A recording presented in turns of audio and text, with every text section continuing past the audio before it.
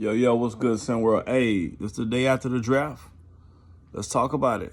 Let's cuss and discuss. I want to talk about some winners of the draft. I want to talk about some losers of the draft. Let's start out with my winners first. San Antonio Spurs knocked it out of the park. Home run, San Antonio. They got Dylan Harper, and then they got DIY down there, Fetty. Fantastic job by the Spurs organization. As a Houston Rockets fan, I'm a little nervous because San Antonio is coming up. Their climb up is a lot quicker than I anticipated and I wanted it to be. But congratulations to the San Antonio Spurs who nailed it. Another team that nailed it as well, quiet as kept, is Minnesota. They went and got Poole Lewis. They got a person that can get his own shot, can make his shot for themselves, which is what something Anthony Edwards needs. He needs another guy who can create and get his own shot to take a little bit of pressure up off of him. So good job by Minnesota to getting a guy who can get their own shot, who can score like Poole Lewis. Let's talk about some teams who didn't do well. The Utah Jazz. You go get Jalen Snow, top 5 pick, which means you tell me you want to be a Corvette team. And then you go down to number 18, and then you get Lamarion Sherwood, which tells me now you want to be a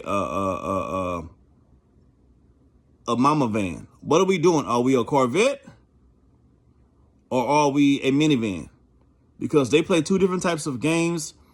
There's two totally different types of offenses.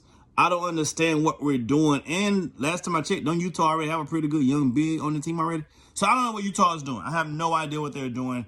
They're just closing their eyes and any, mini, miny, mo, and picking somebody, apparently. So Utah, that was trash. Another team who dropped the ball, the Washington Wizards dropped the ball. You needed to make a splash. You needed to get butts in the seats. You needed your franchise player. There was one player who was all of those things wrapped in one, and that was CKC, who went to number 4 with the Charlotte Hornets.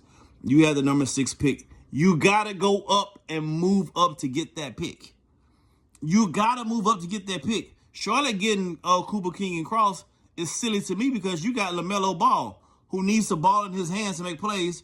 And guess what CKC needs? The ball in his hand to make plays. So how are they going to share the sugar if they both need the ball in their hand to make plays? I don't understand. Matter of fact, the player that the Washington Wizards got, Caden Ship, would do better on the Hornets team, and CKC would do better on the Wizards team. The Wizards and Hornets should have traded draft picks. If you're the Washington Wizards, you have to go up to get your guy who's from the D.C. area. That is stupid not to go up to get your guy to put butts in the seats because you're not winning this year anyway. You might as well get people to come to the stadium and buy some jerseys.